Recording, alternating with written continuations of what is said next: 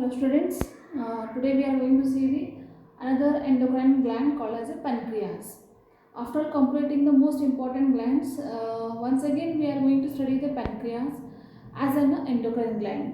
हे pancreas जे आहे ऑलरेडी आम्ही digestive tract digestive system study करत असताना पॅनक्रियाचं स्ट्रक्चर किंवा पॅनक्रियाचं लोकेशन्स कुठं आहे आणि त्याचं स्ट्रक्चर कसं आहे ते सेक्शन घेतल्यानंतर आपल्याला आतून कसं दिसतात हे सगळं डिटेल जे आहे की बघितलेलं आहे किंवा तो ड्रॉ करून आम्ही घेतलेला आहे. ठीक आहे, तुम्हाला सगळ्यांना माहिती आहे.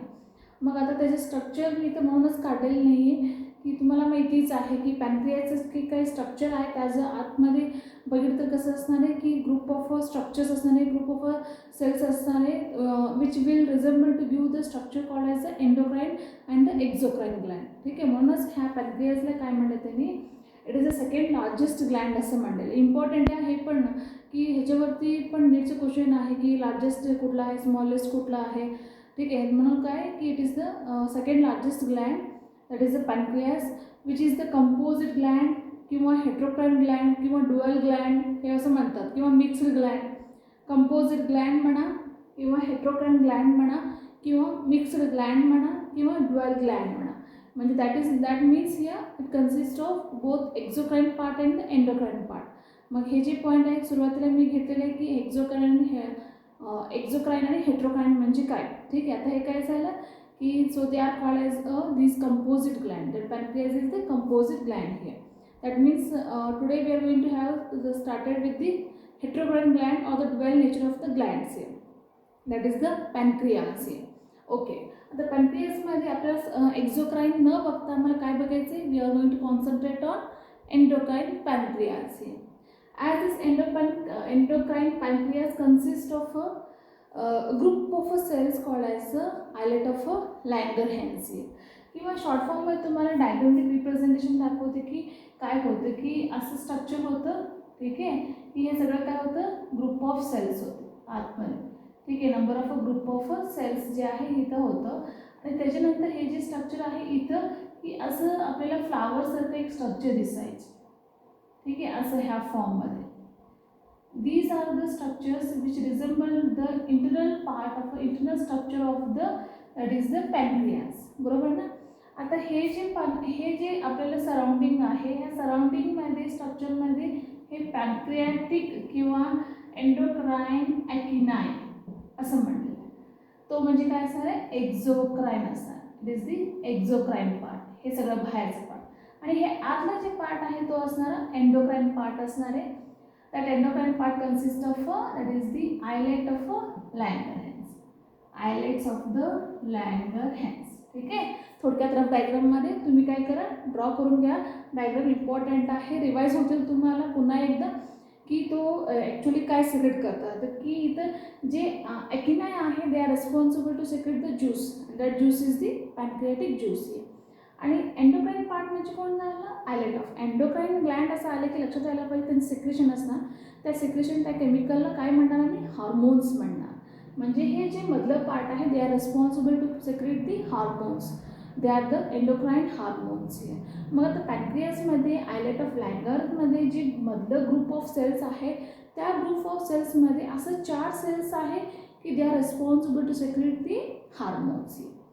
ठीक आहे, so now let us see those 4 kind of cells are alpha cells, beta cells, delta cells, pp cells. ठीक है, alpha cells produces the glucagon hormone, beta cells produces the insulin, delta cell produces the somatostatin and the pp cells that is a pancreatic polypeptide.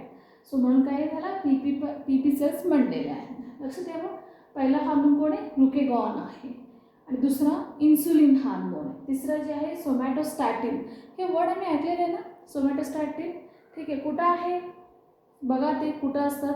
ठीक आहे, असं लक्षात यायला पाहिजे की हे जे सोमॅटोस्टॅटिन जे आहे तो हार्मोन आहे. तर आम्ही हार्मोनचं स्टडी करत असताना हे जे नाव घेतलेलं आहे आता सोमॅटोट्रॉफिन म्हणून घेतलेले ग्रोथ हार्मोन इनहिबिटर कोण आहे सोमॅटोस्टॅटिन आहे. ठीक आहे, तर इनहिबिटर आहे. It is going to be act as a inhibitor. मग आता हे इनहिबिट काय करतो तो बघूया. ठीक आहे, त्याच्यानंतर जे आहे that is a pancreatic polypeptide आहे. ओके, आता मोस्ट इम्पॉर्टंट हार्मोन जे आहे इथं ग्लुकेगॉन अँड द इन्सुलिन आहे. तर आता ह्यांचं जे काही रोल आहे इथं बॉडीमध्ये काय असणार आहे ते मेन आहे. लक्षात ठेवा की तो ग्लँड आहे, त्या ग्लँडमध्ये सेल्स आहे, त्या सेल्समध्ये सेक्रेशन जे आहे हार्मोन आहे, ते कोणतं हार्मोन आहे, त्या हार्मोनचा रोल काय असणार आहे, किंवा त्या हार्मोनचं लेस झालं किंवा एक्सेस झालं डिसऑर्डर असणार. ठीक आहे, आता वन बाय वन स्टडी करूया. पहिलं काय घेतले मी, ग्लुकेगॉन घेतलेले. ग्लुकेगॉनमध्ये ग्लुकेगॉन जे आहे hormone, glucagon is a peptide hormone definitely which raises the blood glucose level. Okay, आता इम्पॉर्टंट की ग्लुकेगॉन काय करतो, ब्लड ग्लुकोज जे आहे ब्लडमध्ये शुगर किंवा ग्लुकोज जे आहे तो वाढून घेतो. ठीक आहे, कसं वाढून घेणार की basically impact on liver cells. Liver सेल्समधलं लिव्हर सेलला मी काय म्हणलं, हॅपॅटोसाइट्स म्हणजे लक्षात ठेवायचं. झालेले हे कन्सेप्ट रिवाईज करा, पुन्हा एकदा रिवाईज झालं तरच परफेक्ट होणार. हॅपॅटोसाइट्स दॅट म्हणजे इथं ह्या ग्लुकेगॉन काय करतात, हॅपॅटोसाइटला स्टिम्युलेट करणार to bring the important process called as a glycogenolysis. Glycogenolysis हे पण मी लिव्हरचं फंक्शन घेत असताना सांगितलेले, पुन्हा एकदा सांगते की what it is going to convert the glycogen into the ग्लुकोजमध्ये कन्वर्ट करणारा प्रोसेस आहे ग्लायकोजन. म्हणून ह्या ग्लायकोजनवरती ॲड करणारा ग्लुकेगॉन. ठीक आहे, वर्ड कसा आहे, सेम आहे ना. Okay, that is a stored form of glucose. बॉडीमध्ये, लिव्हरमध्ये, मसल्समध्ये ग्लुकेगॉन जे आहे स्टोर्ड आहे. की आता आम्ही काय करतो, कार्बोहायड्रेट्स जे आहेत, जेवण जे आहे घेत असतो.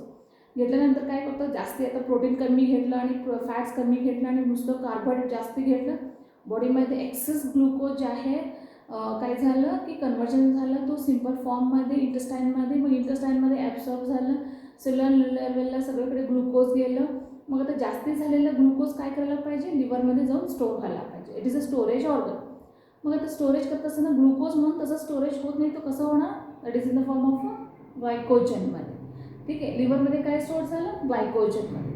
मग आता बॉडीमध्ये अनफॉर्च्युनेटली की कार्बोहायड्रेट कमी घेतलं, मग त्यावेळेस आपल्याला काय झालं, ग्लुकोज पाहिजे. मग त्यावेळेस काय करणार आहे की ह्या ग्लुकेगॉनने ह्या ग्लायकोजनला काय करणार, कन्वर्ट करणार ग्लुकोजमध्ये. त्या प्रोसेसला काय म्हणणार, ग्लायकोजिनोलायसिस.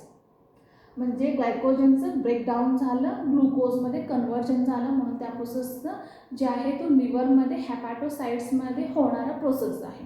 So it is going to be acted upon by the hormone called as a glucagon which results into the increase blood sugar. Definitely ना, ब्लडमध्ये काय आलं, शुगर आलं, ग्लुकोज आलं. Okay, also called as a हायपरग्लायसिमिया.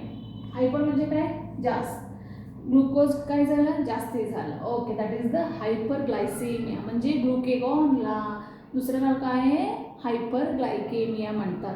की इनडॅरेक्टली result झालं तो blood glucose किंवा ब्लड शुगर वाढलेलं आहे, मग कंडिशनला काय म्हणायचं, हायपरग्लायसेमिया म्हणायचं.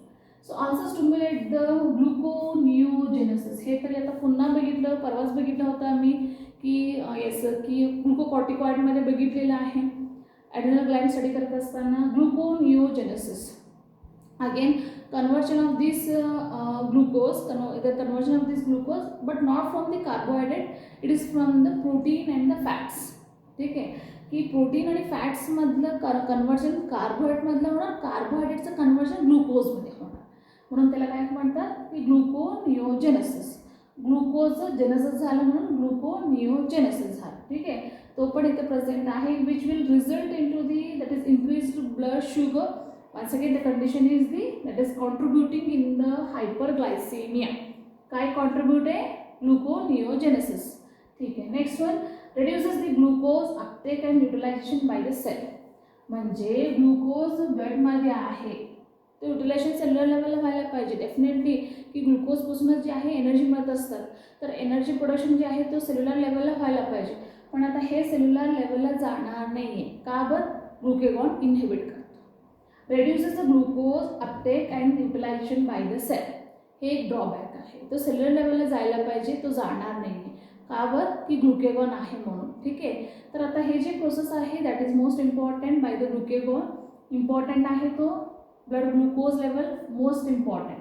ब्लड ग्लुकोज लेवल वाढणार by the process called as glycogenolysis and the gluconeogenesis. reduces the glucose uptake and the utilization by the cells. ठीक आहे, मग हे जे आहे it is controlled by the feedback. The amount of glucose in the blood, की हे secret झालं. ठीक आहे. आता की म्हणजे काय झालं, ब्लडमध्ये शुगर कमी आहे त्यावेळेस स्टिम्युलेट झालं, त्यावेळेस पॅनक्रियाटिक सेल्स जे आहे स्टिम्युलेट झालं, एंडोक्राइन ग्लँड स्टिम्युलेट झालं, आयलेट ऑफ लँगरमधले अल्फा सेल जे आहे तो ग्लुकेगॉनने रिलीज केलं. ठीक आहे. मग आता ग्लुकेगॉन काय करतो, ब्लड शुगर लेवल वाढवून घेतो. कसं, हे कन्व्हर्जन करून हे ब्लड शुगर जे आहे वाढवून घेते. ठीक आहे. मग हे जे काही ग्लुकेगॉन आहे त्याचं पण स्टॉप व्हायला पाहिजे, त्याचं सप्रेशन व्हायला पाहिजे ना. मग सप्रेशन कसं, की ब्लड ग्लुकोज कसं आहे, आता ब्लड ग्लुकोज जे आहे, ब्लड शुगर जे आहे वाढलेलं आहे, गरज आहे का, नाही, सप्रेस होणार. ठीक आहे. That will be suppressed here. म्हणजे हे ग्लुकोज शुगर जे आहे ब्लडमध्ये जास्ती मिळतं तर डायरेक्टली हे जे हार्मोन आहे सप्रेस होणार, त्याचं ॲक्टिवनेस नसणार आहे, त्याचा रोल जे आहे प्ले होणार नाही. That is the feedback system of the glucagon, so because of which it is going to be called as an that is a anti-insulin hormone here, किंवा त्याला काय म्हणा तुम्ही, हायपरग्लायसेमिया हार्मोन पण म्हणा, किंवा त्याचं दुसरं नाव काय, अँटी इन्सुलिन हार्मोन पण आहे. म्हणजे हार्मोन इन्सुलिनचं अगेन्स्ट आहे अँटी इन्सुलिन. ठीक आहे. आमचा वर्ड तुम्हाला माहितीच आहे, अँटी आम्ही काय म्हणायचं म्हणून. ठीक आहे. अँटी इन्सुलिन हार्मोन जे आहे दॅट इज अगेन्स्ट. ओके. म्हणून कोण आहे, ग्लुकेगॉन आहे. So this is about that is the alpha cell called as a glucagon. हे तुम्हाला हे सगळं ऑलरेडी झालेलं आहे. पुन्हा हे जे रिवाईजसाठी तर हार्मोन्स म्हणून आम्ही स्टडी करायला लागलो. लक्षात ठेवा, जे काही कंटिन्युएशन जे आहे that is due to the concept to be remembered in the mind. जे कंटिन्युएशन आहे, जे रिव्हिजन जे आहे तो कशासाठी व्हायला लागले, की बॉडीमध्ये किंवा ब्रेनमध्ये फिक्सअप व्हायला पाहिजे तो कन्सेप्ट. ठीक आहे. डायजेस्टममध्ये आम्ही लिव्हरमध्ये स्टडी करत असताना हे प्रोसेस स्टडी केलं, मग तुम्हाला लक्षात आहे. आता काय घ्यायचं काय गरज होता का, नाही. वन्स अगेन आम्ही एंडोक्राइन ग्लँडमधला हार्मोन स्टडी करायला लागलो. तिथं जे आहे आयलेट ऑफ लँगरने सेक्रेशन केलं, तो ग्लुकेगॉन आहे. ठीक आहे. त्यावेळेस फक्त मी ग्लुकेगॉन म्हणलो, त्यावेळेस काय हार्मोन म्हणलो का, काहीतरी म्हणलो का, नाही. आता काय म्हणायला लागतं ना, हार्मोन म्हणायला लागलो. ठीक आहे. म्हणून तो लक्षात ठेवायचं, स्टेप बाय स्टेप कन्सेप्ट जे आहे क्लिअर होतात, म्हणून हे जे आहे इम्पॉर्टंट आहे. तर आजच्या लेक्चरमध्ये काय घेतलो आम्ही, that is the alpha cell which secretes the glucagon. Thank you.